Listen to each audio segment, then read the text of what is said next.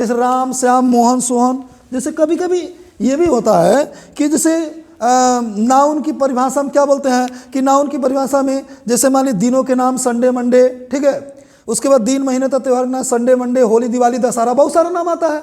मोहन, सोहन, रोहन, आशा, नेहा, बहुत सारे पहाड़ों के नाम, समुद्रों के नाम। अब समुद्रों के नाम हिंद महासागर, प्रशांत महासागर, बहुत सारा नाम है। नदियों के नाम गंगा, यमुना, गोदावरी, महानदी, ठीक है। उसके बाद खाड़ियों के नाम बे ऑफ बंगाल हो गया। दिन, महीने, त्योहारों के नाम संडे, मंडे, होली, दशहरा, जून, जुलाई, सब है ही है। उसके बाद बहुत सारा नाउन है। और नाउन की मतलब रटना नहीं। जैसे मान लीजिए ये क्या है, वाच है तो नाम रखे, तो वाच क्या है, नाउन हो गए। ग्रामर की भाषा में इसको क्या बोलेंगे, नाउन बोलेंगे। ये क्या है, जर्सी या कोट है मान लीजिए, तो ये भी नाउन हो गया। ये क्या है, ये है ना, जैसे बोर्ड मार्कर है मान लीजिए, व्हाइट बोर्ड मार्कर, तो नाम रखे व्हाइट बोर्ड मार्कर, तो ये भी क्या है, नाउन है। इस तरह से मैं खड़ा हूँ टीचर, नाम रख दिए टीचर, नाउन। मेरा नाम अगर बोल दिए राम सवारे यादव, तो इस तरह से मैं भी एक नाउन है। मतलब क्या है कि क्लास में जितने भी छात्र पढ़ते हैं सबका नाम अलग अलग होता है। मान लीजिए अगर एक जैसा भी नाम हो फिर भी उनका नाम रख के बुलाते हैं। क्लास के अंदर पड़ी हुई जितनी भी वस्तुएं हैं, जैसे डेस्क है, मेज है, आप बुक निकालते हैं, बुक भी है। उसके बाद जिस पर बैठते हैं बेंच है, डेस्क है। जिसमें पढ़ते हैं वो क्लास भी है, जिसमें पढ़ते हैं वो विद्यालय है, मान लीजिए रूम भी है। पेड़ पौधे जीव जंतु जितने हैं जिनका नाम रख के बुलाते हैं, जैसे मान लीजिए किट है, उसके बाद बॉय, गर्ल, स्टूडेंट, सर, उसके बाद मान लीजिए टीचर, चाइल्ड, फ्रेंड, स्टूडेंट, ये सब क्या है, नाउन है। तो नाउन एकदम आसान तरीका है कि नाउन की परिभाषा वही है कि पृथ्वी की वे वस्तुएं जिनका नाम रख के बुलाते हैं उनको नाउन बोलते हैं। जैसे मान लीजिए अभी यहाँ हमारे सामने बहुत सारा देख रहे हैं, मान लीजिए यहाँ पर जो पढ़ रहे हैं ये व्हाइट बोर्ड है, अभी काला रहता तो ब्लैक बोर्ड।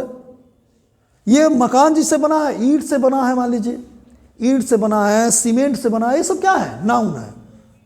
लेकिन जब वो पार्ट्स ऑफ नाउन पढ़ेंगे, काइंड्स ऑफ नाउन, तो उसमें भी काइंड्स ऑफ नाउन में आपने क्या देखा, उसमें भी कहीं प्रॉपर नाउन है, कहीं कॉमन नाउन है, कहीं मटेरियल है, कहीं ऑब्जेक्ट नाउन है, बहुत सारे नाउन के प्रकार पढ़ेंगे। तो ये चीज़ें कहीं ना कहीं हमको देखने मिलती है। तो देखिए आज पार्ट्स ऑफ स्पीच के विषय में बारी बारी हम अध्ययन करेंगे। तो ये तो हो गया आपका नाउन, ठीक है। उसके बाद दूसरा देखिए एडजेक्टिव। एडजेक्टिव माने होता है विशेषण। एडजेक्टिव माने क्या होता है, विशेषण। यानी विशेषण वह शब्द होता है जो नाउन, संज्ञा, प्रोनाउन, सर्वनाम, ठीक है, की विशेषता प्रकट करता है।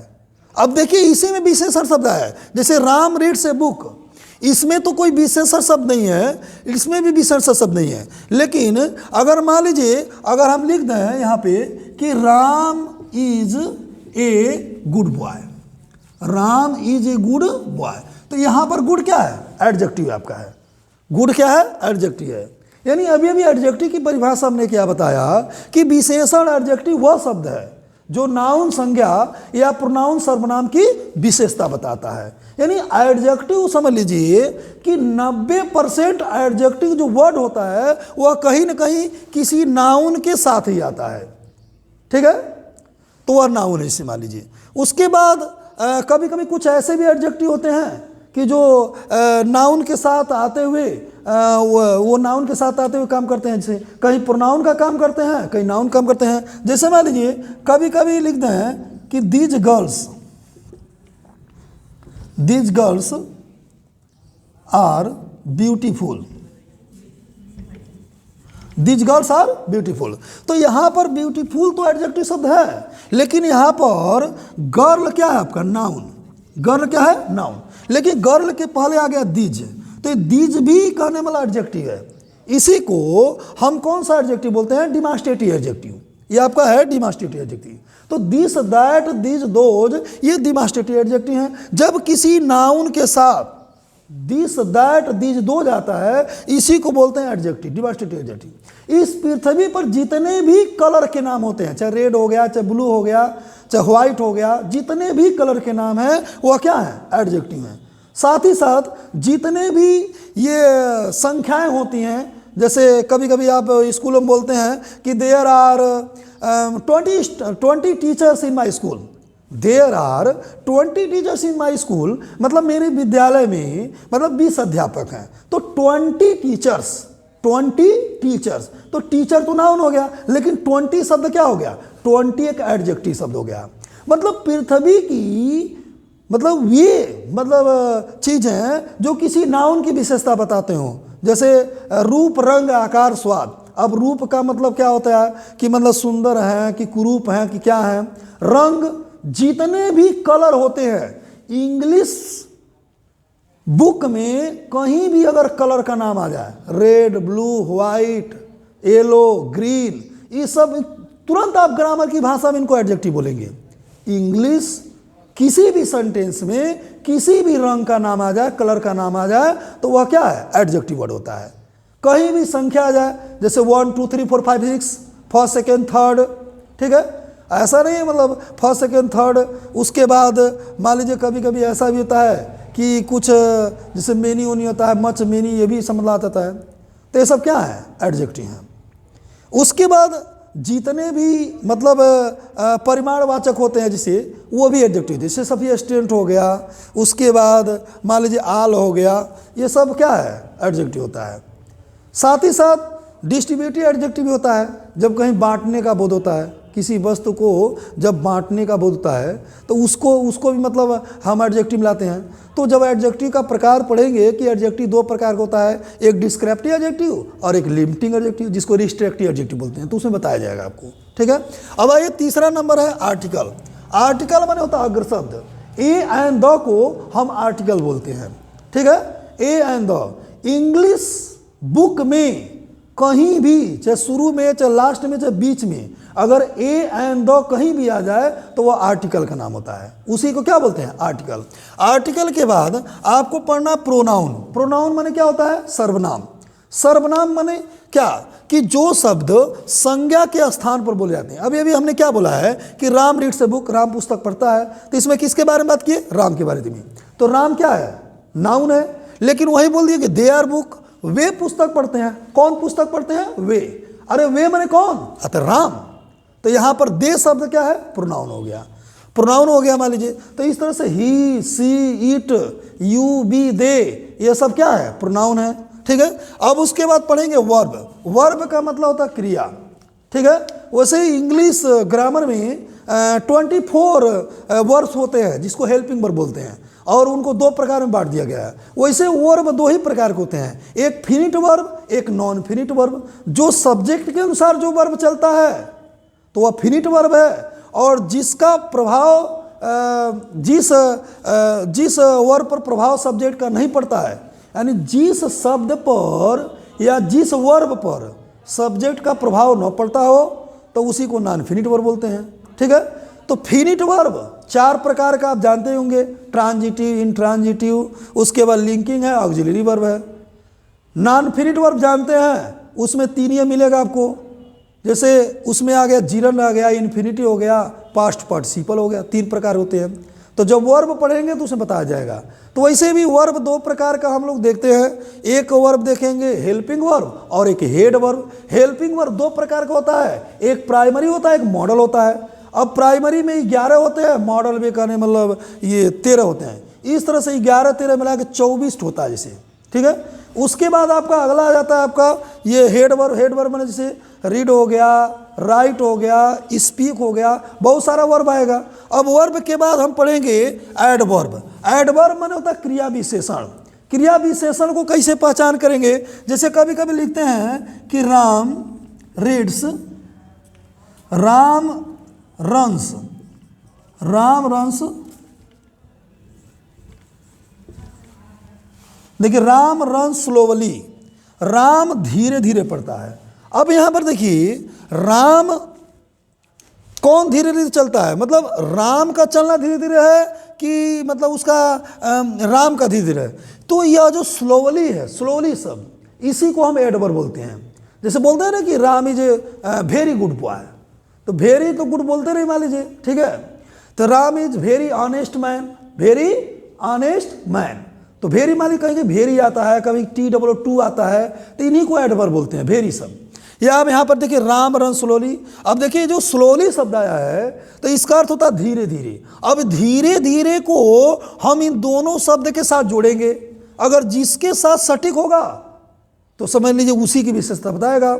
तो जब कहने मतलब कोई शब्द, जब इंग्लिश का कोई वर्ड मतलब क्रिया की विशेषता बताता हो तो उसको एडवर्ब बोलते हैं, और जब किसी नाउन की विशेषता बताता है उसको एडजेक्टिव बोलते हैं। अब देखिए धीरे धीरे है तो रन्स मैंने दौड़ना, यानी दौड़ना धीरे धीरे कि राम धीरे धीरे, तो क्या पता चला कि दौड़ने की बात करा धीरे धीरे। इस तरह से यहाँ स्लोली जो है वो हमारा क्या है, एडवर्ब है। अब आ गया प्रीपोजिशन। प्रीपोजिशन माने होता है संबंध बोधक अव्यय। संबंध बोधक का मतलब होता है कि जैसे एकदम एक आसान तरीका लिखते हैं, जैसे मान लीजिए कि जैसे कभी कभी एक सेंटेंस आता है कि Sohan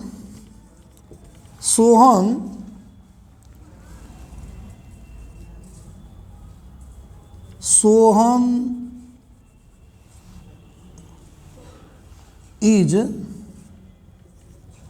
on the roof. Sohan is on the roof, यानी सोहन छत पर है। अब देखिए यहाँ पर शब्द है, अगर मतलब पर को हटा दिया जाए तो सोहन छत है, तो क्या सोहन छत है बोलेंगे? यह जो आन है वह रूफ और सोहन की क्या बताता है, संबंध बताता है। ठीक है, तो इस तरह से उनको हम क्या बोलेंगे, इसको हम बोलेंगे प्रीपोजिशन। तो प्रीपोजिशन में बहुत सारा शब्द आता है, इन आता है, इनटू आता है, एट आता है, आन आता है, अपान आता है, बहुत सारा शब्द है। ठीक है, इन्हीं को प्रीपोजिशन मतलब बहुत छोटे छोटे शब्द होते हैं, in, into, on, upon, beneath, at, T double two, from, since, ये सब क्या है, प्रीपोजिशन है। अगर इनको हटा देने से इनका कोई अर्थ नहीं निकलता इसे। जैसे राम छत पर है तो पर हटा दीजिए तो राम छत है, राम छत है। तो बहुत सारा शब्द ऐसे सेंटेंस हमारे सामने आ सकते हैं कि जिनका कोई एक लीगल मतलब अनलीगल अर्थ निकल जाता है। तो इस तरह से प्रीपोजिशन का रहना भी बहुत ज़रूरी होता है। अब प्रीपोजिशन के बाद आता है कंजक्शन। कंजक्शन का मतलब होता है कि या तो कंजक्शन एक ऐसा शब्द है कि जो या तो दो वाक्यों को जोड़ता है और नहीं तो दो शब्दों को जोड़ता है। तो कभी कभी क्या बोलते हैं कि राम एंड श्याम, राम एंड श्याम। अब देखिए Ram and Shyam are fast friend, fast friend. देखिए Ram and Shyam fast friend, तो राम और श्याम आर माने है फास्ट फ्रेंड, घनिष्ठ मित्र, यानी राम और श्याम घनिष्ठ मित्र हैं। तो राम और देखिए राम और श्याम को जोड़ने वाला कौन सा शब्द है, एंड है। तो इसी एंड को हम कहते हैं कंजक्शन। क्या बोलते हैं, कंजक्शन, यही कंजक्शन है। ठीक है, और कभी कभी लिखते हैं जैसे 9वां देखिए कंजक्शन, 20वें आदि बोधक शब्द। ठीक है, इंटरजेक्शन। अब आपका कंजक्शन हो गया यहाँ पे, तो कंजक्शन में कभी दैट लगता है, कभी एंड लगता है, कभी बट लगता है। ठीक है, कभी बिटवीन आता है। इन्हीं शब्दों को हम कंजक्शन बोलते हैं। तो ये कंजक्शन क्या करते हैं, कभी दो शब्दों को जोड़ते हैं या कभी दो वाक्यों को जोड़ देते हैं। ठीक है, फिर उसके बाद से कभी कभी आता है जैसे Ram gave me A pencil book and A toys. Toy मतलब खिलौने, मतलब कभी कभी एंड बीच में आता है, कभी शुरू में आता है। तो बट हो गया, एंड हो गया, दैट हो गया, उसके बाद आपका अगला आता है जैसे बिटवीन हो गया। इन्हीं को कंजक्शन बोलते हैं। अब इंटरजेक्शन एट लास्ट में कंजक्शन पढ़ेंगे। कंजक्शन का मतलब क्या होता है कि कभी कभी ऐसे लिखते हैं कि ओ लिखने के बाद ऐसे कर देते हैं वो, उसके बाद कहते हैं आई एम रूनेड, आई एम रूनेड, यानी ओ मैंने अरे आई एम रूनेड में बर्बाद हो गया, मैं बर्बाद हो गया। तो यहाँ पर जब किसी जैसे एलास हो गया, हुर्रा हो गया, ठीक है, ओएच हो गया, ऐसे शब्दों के बाद जब हम विस्मयादि बोधक चिन्ह लगा देते हैं, एक्सक्लेमेशन मार्क, तो इसी को हम कहते हैं इंटरजेक्शन। क्या कहते हैं, इंटरजेक्शन। ठीक है, कभी दुख का भाव व्यक्त होता है, कभी खुशी का भाव व्यक्त होता है।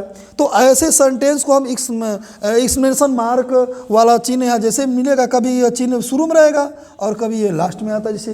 ठीक है, जैसे कभी कभी आता है कि मे यू लिव लॉन्ग, ईश्वर करे आप दीर्घायु हो, तो ये आपका इंटरजेक्शन आता है। इस तरह से पार्ट्स ऑफ स्पीच आपका प्रत्येक शब्दों का एक थोड़ा थोड़ा इसमें बता दिया गया परिभाषा आपको। अब कल से आपका हम अगला टॉपिक लेकर चलेंगे, काइंड्स आप नाउन के बारे में बताएंगे, और नाउन के साथ साथ हम बताएंगे कि काइंड्स ऑफ नाउन यानी नाउन के कितने प्रकार होते हैं, उसके बारे में देखेंगे। वैसे ये एक जनरल टॉपिक था, यानी पार्ट्स ऑफ स्पीच के बारे में हमको बताना था। और शायद आपको अगर वीडियो अच्छा लगे तो थोड़ा सा मेरे चैनल को भी सब्सक्राइब करेंगे और बेल आइकन को दबा देंगे, ताकि जो भी मैं वीडियो मतलब डालूँ ऑनलाइन वीडियो, ताकि तुरंत आपके यूट्यूब पर पहले मेरा वीडियो आ जाए। ठीक है, तो चूँकि पहला वीडियो था, अभी बहुत ज़्यादा हम कोई ऑनलाइन क्लासेस चलाए नहीं थे, और वही कोई ऑनलाइन वीडियो बनाए थे, एक आध दो बार बनाए थे पिछले साल जब कोविड-19 वाला हुआ था। तो इस तरह से आज हमारा टॉपिक यहीं पर समाप्त होता है।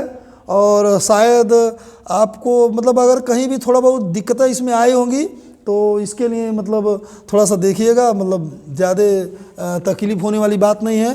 लेकिन फर्स्ट वीडियो ये हमारा आज ऑनलाइन का था। इसके बाद जो वीडियो आएगी वह मतलब आपको थोड़ा सा प्रेस डालेगा, कहीं न कहीं आपके जिज्ञासाओं को कवर करने का हम प्रयत्न करेंगे कि आप क्या चाह रहे हैं। इसके बाद से अब आपका 2 दिन वीडियो नहीं मिलेगा, जैसे कल परसों नहीं मिलेगा, आप सीधे सोमवार को अगर पढ़ाई रहती तो कोई बात नहीं है, तब तो क्लास में जो आपका टॉपिक चलेगा वो चलेगा, नहीं तो बीच में मतलब थोड़ा एग्जाम है, इसलिए सोमवार को हम अपना टॉपिक एक नया टॉपिक लेकर आएंगे, अगर छुट्टियां बढ़ाई गई तो। चलिए, जय हिंद, जय भारत।